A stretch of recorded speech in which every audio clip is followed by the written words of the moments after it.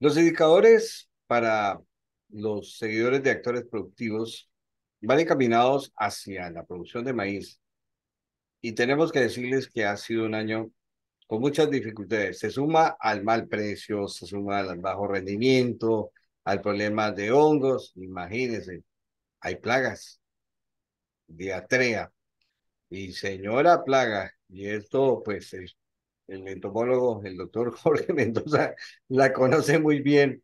Y por eso lo hemos invitado, doctor Jorge, para qué podemos hacer ante esta plaga. Pero antes, ¿cómo van los preparativos del Congreso? Recuérdenos la fecha, el lugar y los temas que se van a abordar. Muy buenas tardes. Buenas tardes, Juan Carlos. Muchas gracias por la invitación y con mucho gusto poder compartir entonces un poco de la experiencia, el conocimiento que tenemos alrededor de estos temas entomológicos. Bueno, aprovechando la oportunidad, pues reiterar la invitación para todos los profesionales, los estudiantes, los investigadores y todo el personal, digamos, que es aficionado a la entomología, a los insectos, que asistan a este gran evento que consideramos el evento más importante a nivel de país, que es el quinto encuentro entomológico que se va a realizar en la Escuela Superior Politécnica del 19 al 23 de septiembre, ¿no? Además, vamos a tener allí el tercer Congreso de Control Biológico, que también es un evento muy importante, pues queremos darle mucho más énfasis a esta herramienta de manejo de plagas que, como lo manifestó usted, Juan Carlos, el problema de diatrea casualmente es un buen ejemplo como para hablar de la importancia del control biológico para el manejo de esa plaga. Bien, entonces, Vamos a tratar varias temáticas en esto, incluso vamos a hablar sobre entomología agrícola, entomología forestal, entomología veterinaria, sobre los insectos que están relacionados como transmisores de enfermedades en los humanos. Entonces es un evento que realmente cubre diferentes aspectos o ramas de la entomología, ¿no? Entonces una oportunidad de ponernos, digamos, al día en lo que tiene que ver con los avances que se están dando en la entomología actualmente, ¿no? y el evento del niño sin duda cambia mucho la biología de las plagas, ¿no? Sí, efectivamente, pues los insectos casualmente son buenos indicadores de los cambios climáticos, ¿no? Oye, Entonces hay especies de insectos que realmente prefieren ambientes secos y otras especies que realmente prefieren ambientes húmedos, ¿no? Entonces, como digo, son buenos indicadores de lo que sucede con los cambios climáticos, ¿no? pues bien, nosotros recordemos la fecha del Congreso, por favor. El Congreso va a ser del 19 al 23 de septiembre en la Escuela Superior Politécnica del Litoral.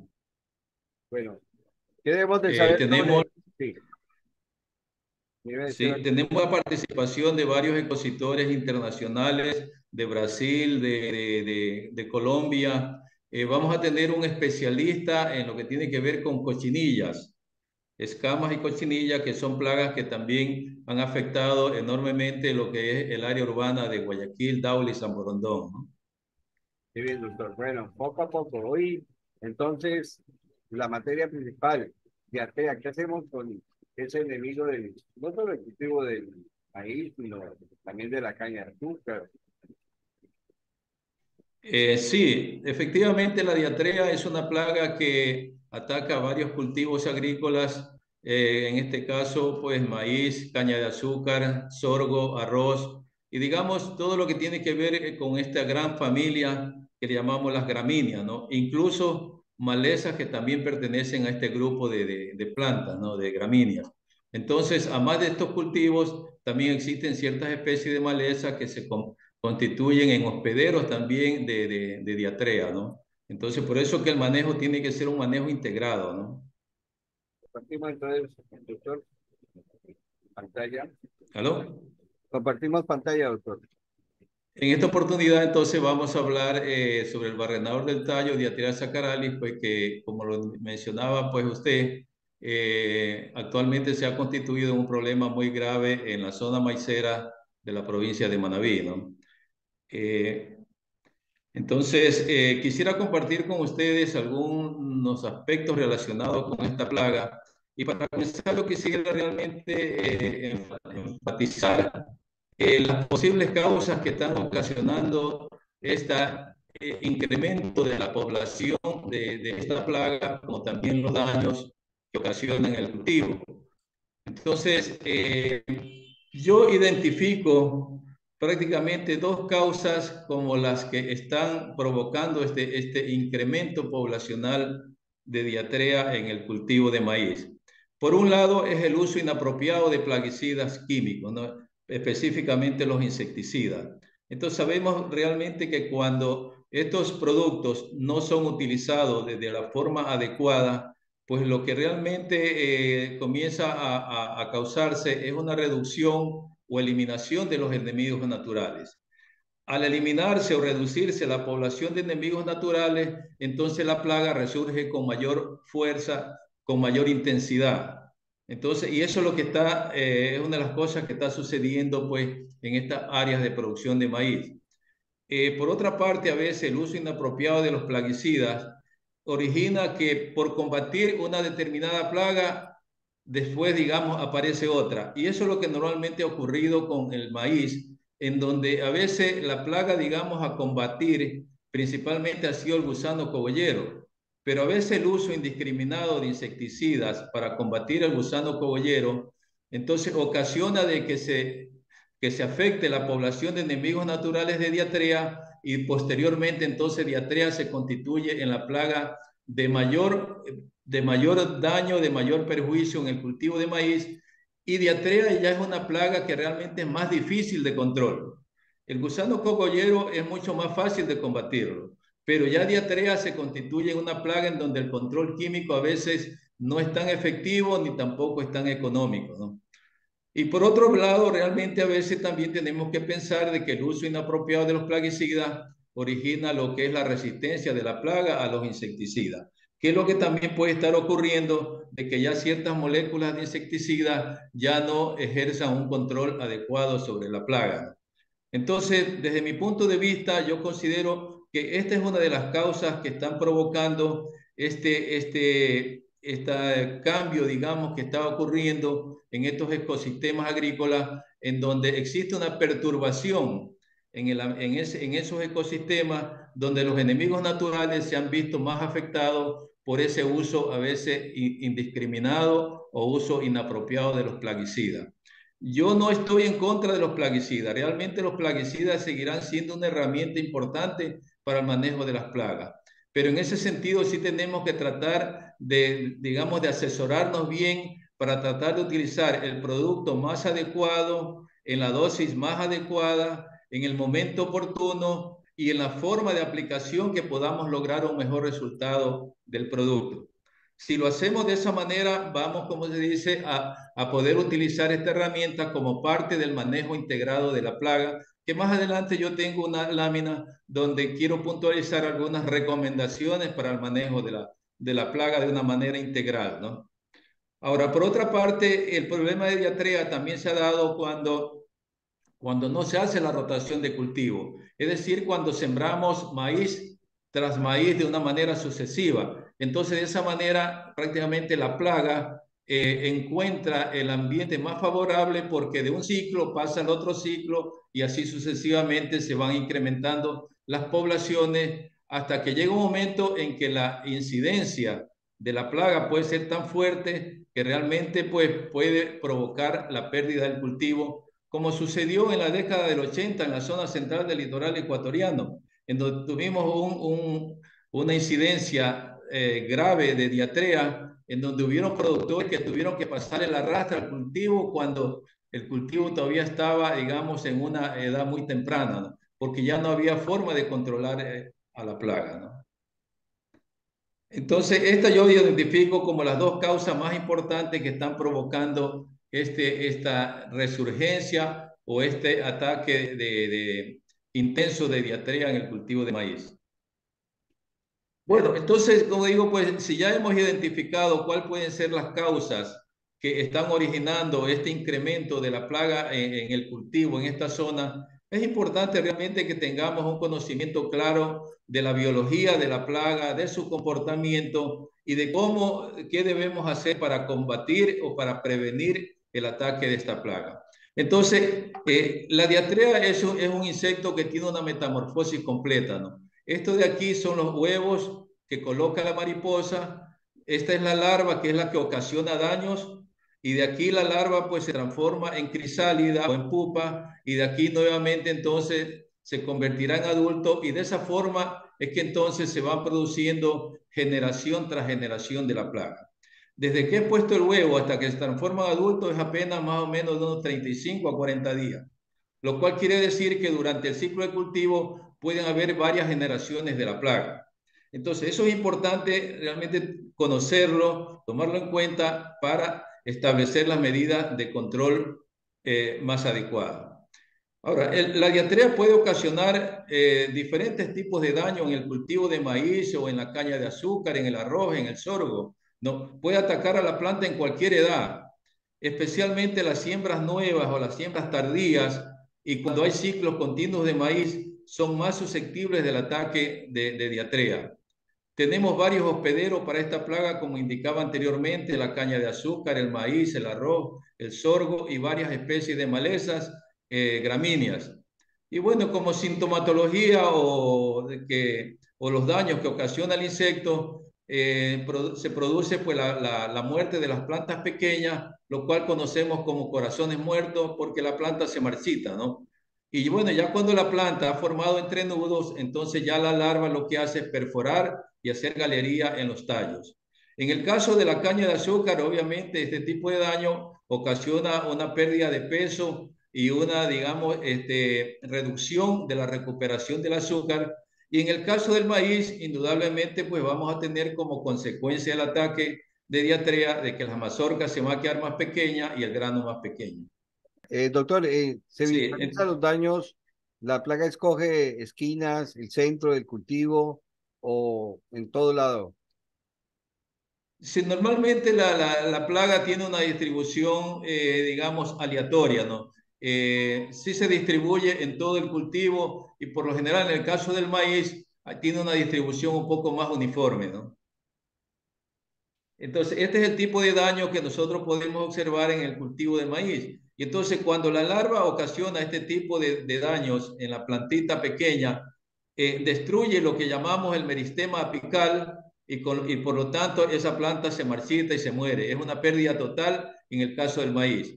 En el caso de la caña de azúcar, la ventaja de la caña de azúcar que tiene es que la caña macolla. En el caso del maíz, no macolla, entonces es una planta muerta en un espacio vacío. Entonces, fíjese, una misma plaga puede tener, digamos, diferentes connotaciones en estos cultivos en los cuales esta plaga causa daño, ¿no? Eh, este es el caso, pues, de la caña de azúcar. Como nosotros vemos, el producto de valor comercial en la caña de azúcar es el tallo. Entonces, por lo tanto, ya podemos imaginar el daño que ocasiona este insecto al disminuir el peso de la caña, como también tal vez el daño más importante es de que afecta la recuperación del azúcar, porque ya esto, digamos, produce un jugo de mala calidad y por lo tanto la recuperación del azúcar es muy baja, ¿no? Entonces, estos son los daños que ocasiona esta plaga en estos dos cultivos que me he permitido, digamos, presentar. Ahora, yo realmente quisiera aquí hacer más o menos puntualizar algunas recomendaciones de qué podemos hacer para tratar de manejar esta plaga que cuando ya, digamos, toma el cultivo, cuando ya se nos va de la mano, no hay control químico que pueda ser eficiente. Entonces hay que tratar de integrar diferentes medidas que nos permitan hacer un manejo de la plaga en términos económicos, en términos ecológicos y en términos sociales también adecuados. Entonces, yo comenzaría realmente por tratar de recomendar de que se haga una buena selección del material de siembra. En este caso me refiero a la variedad o al híbrido que mejor se adapte a las condiciones ambientales de donde el productor va a sembrar su maíz o la caña de azúcar o el arroz, etcétera. Es decir, hay que tratar de seleccionar el material que mejor se adapte a su zona de trabajo. Hay que tratar de utilizar una semilla sana o certificada.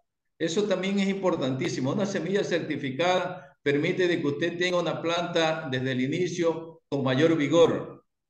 Y eso de allí, pues entonces le confiere un poquito más de tolerancia hacia la plaga. Se debe hacer una buena preparación de suelo. Y cuando yo hablo de la preparación de suelo, no me refiero únicamente al arado, sino que el suelo debe estar obviamente limpio en el momento que yo voy a proceder a la siembra del maíz, ¿no? Entonces, porque por ejemplo, en las zonas de ladera, no se puede, digamos, preparar el suelo con el arado, ¿no? Entonces allí lo que se hace es una limpieza y cuando se va a sembrar maíz, después de haber hecho una cosecha de maíz, debe tratar de destruirse los residuos de la cosecha anterior. Y más o menos tratar de tener un periodo por lo menos de unas 3 o 4 semanas que el campo, digamos, permanezca limpio. De esa forma, entonces, los estados biológicos de la plaga del ciclo anterior de maíz no van a tener hacia dónde ir. Y por lo tanto, entonces, estaríamos allí provocando un espacio de tiempo vacío para que la plaga no se multiplique y poder entonces hacer la nueva siembra de maíz y no tener los ataques tempranos muy severos. Doctor Jorge, lo Eh, más habitual del agricultor en este caso, en este último punto, es la quema de residuos. ¿Qué diría? ¿Es lo más aconsejable? Sí, desde el punto de vista ecológico, realmente pues la quema no es tan recomendable, pero en circunstancias como la que menciono de las partes altas de la zona de Manabí, donde se siembra el maíz, a veces no queda otra alternativa que proceder a la quema de los residuos de la cosecha, sobre todo cuando se va a volver a sembrar maíz, y yo creo que eso es lo que está pasando actualmente en la provincia de Manabí, de que aprovechando de estas lluvias que se han extendido o por el fenómeno del niño, entonces en las partes altas hay la posibilidad de haber levantado la cosecha invernal anterior y están procediendo a hacer una nueva siembra. Pero si esa siembra la están haciendo encima de los restos de la cosecha anterior, entonces la plaga va a tener, digamos, posibilidades de reproducirse con mayor facilidad, ¿no?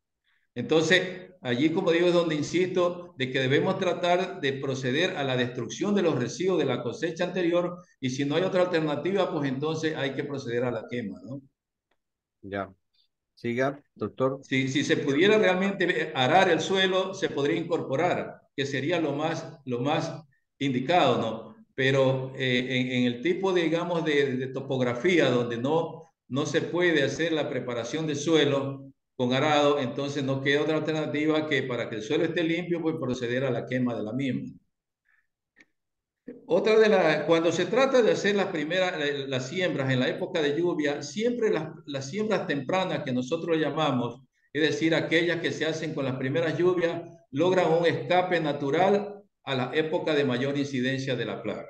Por eso siempre recomendamos siembras tempranas, tratar de hacer la siembra con las primeras lluvias y de esa forma podemos lograr, como dice, un escape a la época de mayor incidencia. Porque a la medida que uno se va atrasando con la siembra, ya esas siembras tardías son más susceptibles de tener un ataque mucho más fuerte de la plaga, de las enfermedades y de todo, y se va complicando porque el problema mismo de la maleza ya se hace un poco más difícil de manejar. Entonces, las siembras tempranas es una labor cultural muy importante para tratar de evitar estas épocas de mayor incidencia de plaga y de enfermedades. Una buena densidad poblacional también permite, de alguna manera, tolerar hasta cierto punto la pérdida de un porcentaje que yo podría decir hasta un 5% de planta. Yo podría tranquilamente, digamos, perderla sin que se me vaya a afectar económicamente la producción final. Porque la pérdida de una planta, por lo general, a veces, al quedar ese espacio vacío, digamos, las plantas que quedan al lado compensan un poco la producción del espacio que se perdió, ¿no? Entonces, siempre con una buena densidad poblacional vamos a tener oportunidad de tener un poquito de tolerancia con la pérdida de ciertas plantas por el ataque de plaga.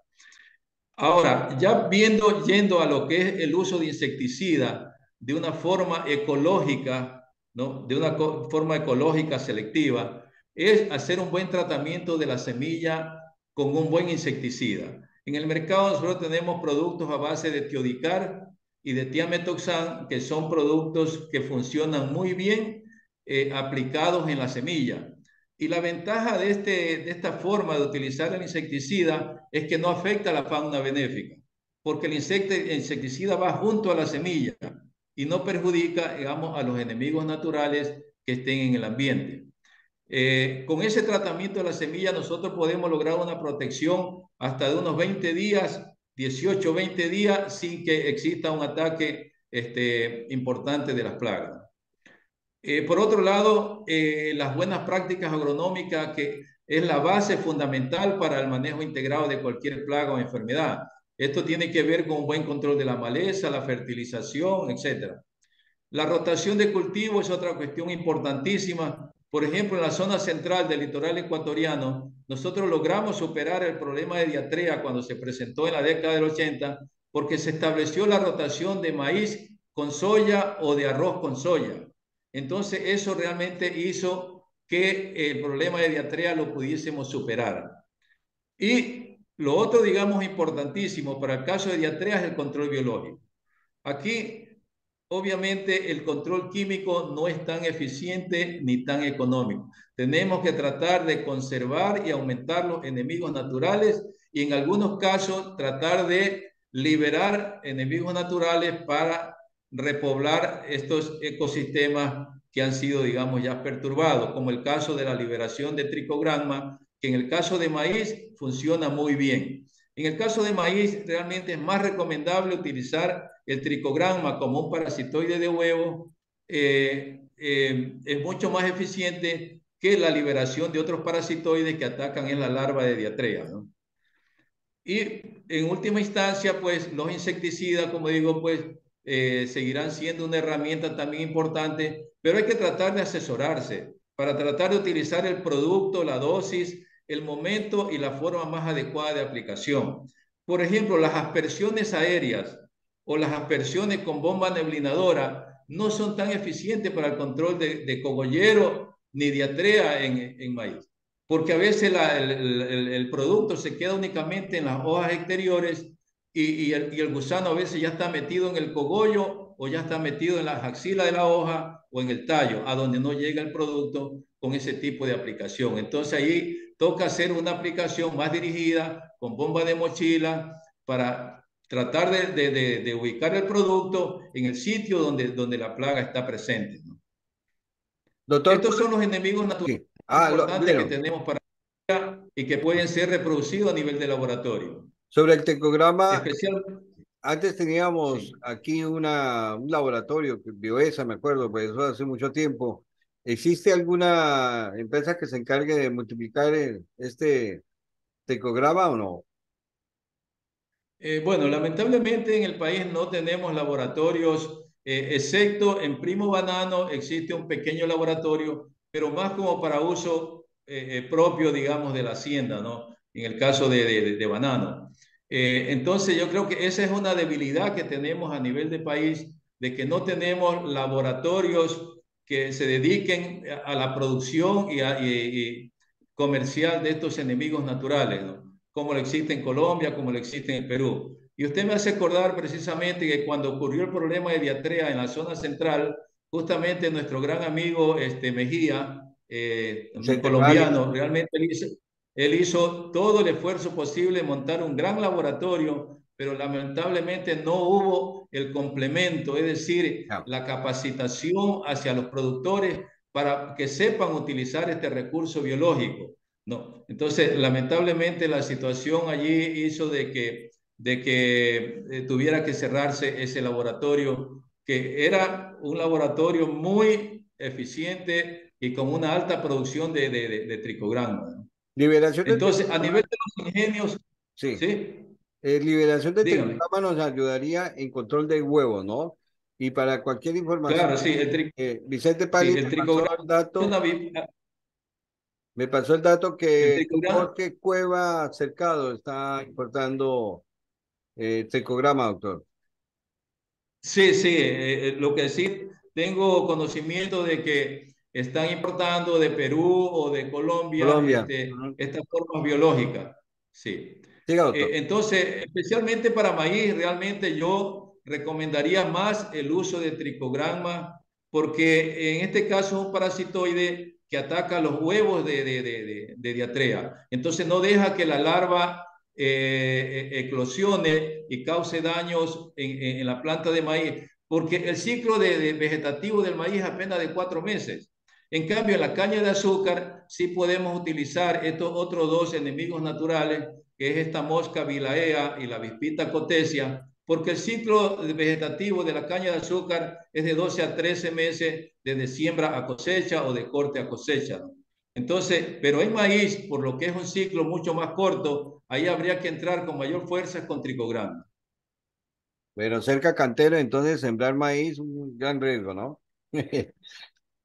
No, yo creo que se complementa porque, verá, en el caso de caña de azúcar tenemos un programa, una Ah, tecnología de manejo integral de plaga que muy poco insecticida se utiliza en la caña de azúcar. bien.